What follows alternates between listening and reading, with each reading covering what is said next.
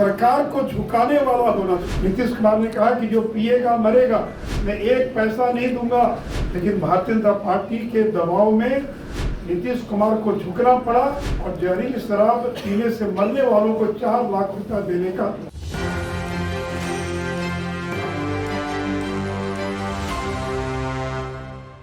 नमस्कार, मैं शुभ प्रेरणा, आप देख रहे हैं एक न्यूज 24। बीजेपी नेता सुशील कुमार मोदी आए दिन बिहार को लेकर टीका टिप्पणी करते हुए दिखाई देते हैं।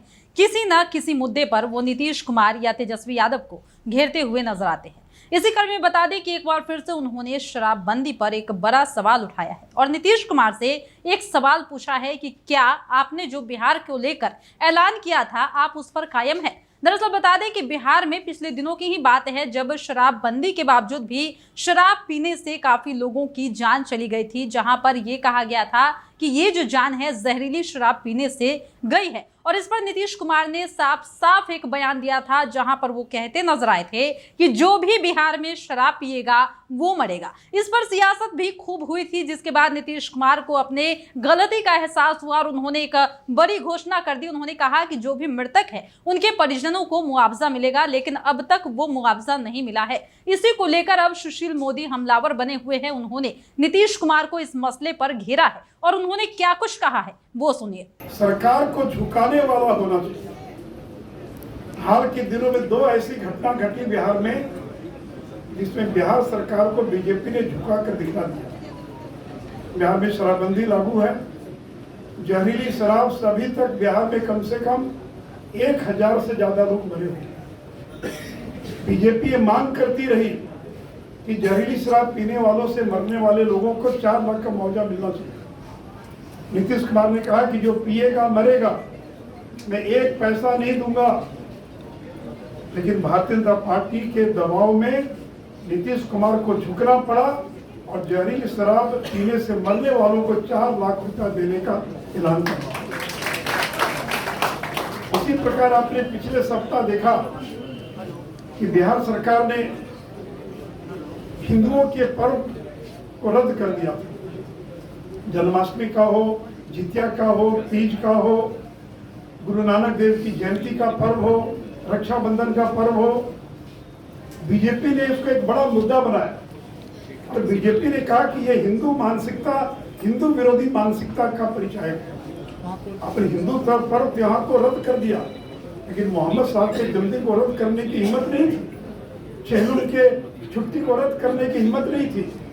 हम मोहम्मद साहब के जन्मदिन पर छुट्टी के पक्ष में, चेहलुम की छुट्टी होनी चाहिए, लेकिन जन्माष्टमी की छुट्टी रद्द कर देंगे और मोहम्मद साहब के जन्मदिन पर छुट्टी रहेगी, ये कौन सी धर्मनिरपेक्षता है। और मैं धन्यवाद देना चाहूंगा श्री सम्राट चौधरी जी और विजय सिन्हा जी को। इनके नेतृत्व में पार्टी के दबाव में बिहार के मुख्यमंत्री को इन छुट्टियों को रद्द करने की घोषणा करनी पड़ी।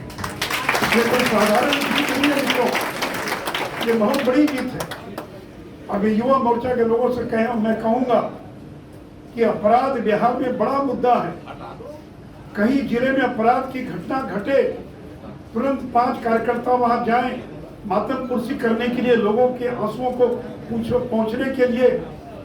लॉ एंड ऑर्डर का मैं केवल एक आंकड़ा देना चाहूंगा, बाकी तो आए दिन घटना घटती है। भी खबर आई मेरे मोबाइल पर कि रोसड़ा के अंदर जो नगर परिषद है, उसके जो डिप्टी चेयरमैन थे, उनकी गोली मारकर हत्या कर दी गई। ये तो आए दिन समाचार आते रहते हैं। लेकिन पुलिस पर हमला पिछले 1 साल में 2022 में लीकर शराब माफिया और बालू माफिया के द्वारा पुलिस पर 414 हमले की घटनाएं घटी।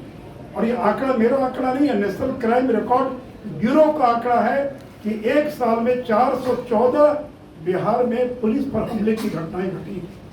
और 2023 में जून तक 146 घटनाएं घटी है जिसमें पुलिस पर हमला हुआ है। तो मित्रों, जिस राज्य में लोग अपराधियों का मनोबल इतना बढ़ जाए कि पुलिस पर हमला होने लग जाए, 52 बार पुलिस को पिछले गोली चलानी पड़ी है हमला करने वाले लोगों पर। और देश में सर्वाधिक हमला पुलिस पर अगर किसी राज्य में हुआ है तो बिहार के में हुआ है। और हमला करने वाले शराब माफिया और बालू माफिया, और इन लोगों को किसका वरदान प्राप्त है?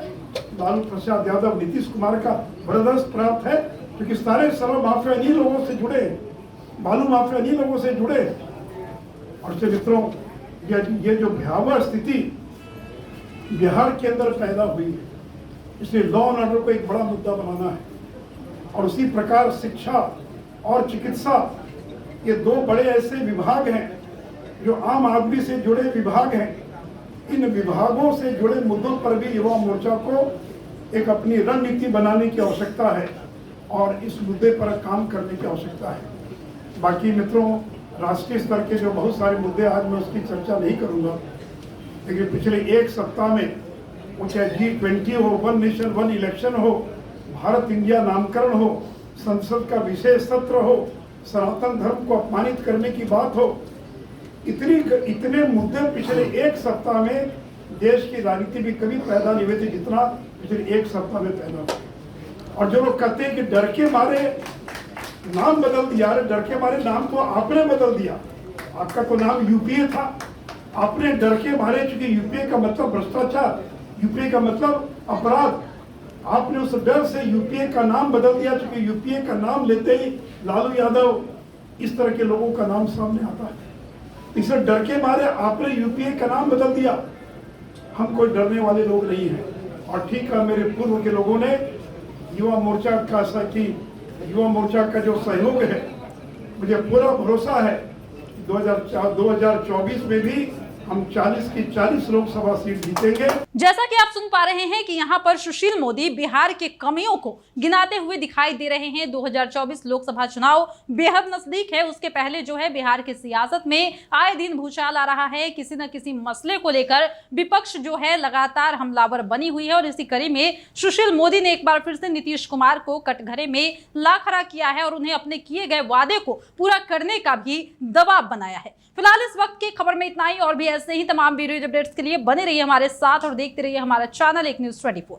हमारे चैनल को लाइक कीजिए, सब्सक्राइब कीजिए, कमेंट कीजिए। हमारे वीडियोज पसंद आते हैं तो शेयर जरूर कीजिए। धन्यवाद।